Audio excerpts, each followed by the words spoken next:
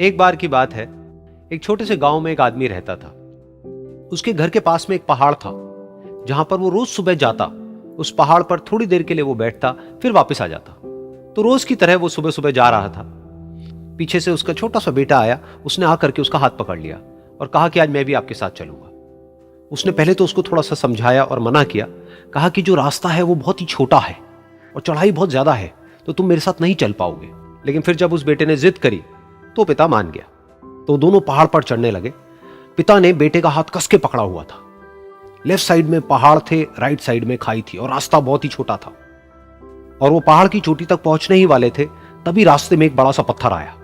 क्योंकि पिता उस रास्ते पर रोज आता था, तो उसको पता था कि वहां पे पत्थर है, तो वो साइड से निकल गया। लेकिन जो बेटा था उसका ध्यान कहीं और था, तो उसका घुटना जा करके उस बड़े से पत्थर पर टकरा गया। तो फिर उस बच्चे के मुंह से एक चीख निकली। और जैसे ही वो चीखा, उसकी आवाज उन पहाड़ों में गूंजने लगी। इससे पहले उस बच्चे ने कभी भी अपनी आवाज की गूंज नहीं सुनी थी, तो उसे समझ नहीं आया कि क्या हो रहा है। वो अंदर से थोड़ा सा घबरा गया। उसे लगा कि शायद कहीं कोई है जो छुप करके उसको देख रहा है और उसका मजाक उड़ा रहा है। फिर उस बच्चे ने बोला, कौन हो तुम? कौन हो तुम? तो जब उस बच्चे ने इस गूंज को सुना, उसे गुस्सा आ गया। उसे लगा कि कौन है ये जो मेरा मजाक उड़ाए चले जा रहा है। फिर उसने गुस्से से कहा, मैं तुम्हें छोड़ूंगा नहीं। और फिर जैसे ही उसने इस गूंज को सुना, वो घबरा गया। उसके पिता समझ गए थे कि क्या हो रहा है। उसने अपने पिता का हाथ कस के पकड़ लिया और उनसे पूछा, कौन है ये जो मुझे इतना तंग कर रहा है? कौन है ये जो मुझे इतना डरा रहा है? तो उसके पिता थोड़ा सा मुस्कुराए और उन्होंने खाई की तरफ देखा और जोर से बोला, मैं तुमसे बहुत प्यार करता हूं।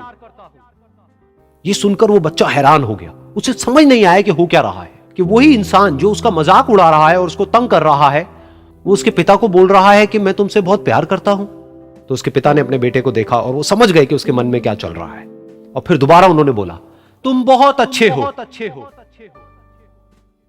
और ये सुनकर उनका बेटा भी थोड़ा सा मुस्कुराया और पूछा अपने पिता से कि ये क्या हो रहा है। और फिर उसके पिता ने अपने बेटे को समझाया, ये जो आवाज तुम सुन रहे हो ना, ये किसी और की नहीं है, ये तुम्हारी ही आवाज है जो कि पहाड़ों में गूंज रही है। और तुम्हें अपनी ही आवाज सुनाई दे रही है। जैसा तुम बोलते हो ठीक वैसा ही तुम्हें सुनाई देता है। अगर तुम गुस्से से कुछ कहोगे तो पलट करके जो आवाज आएगी उसमें भी गुस्सा होगा। लेकिन अगर तुम कुछ अच्छा कहोगे तो वो आवाज भी अच्छी होगी। बिल्कुल इसी तरह से हमारी जिंदगी में भी होता है। जैसा तुम अपने मन में इस जिंदगी के बारे में सोचते हो, ये जिंदगी तुम्हारे लिए बिल्कुल वैसी ही हो जाती है।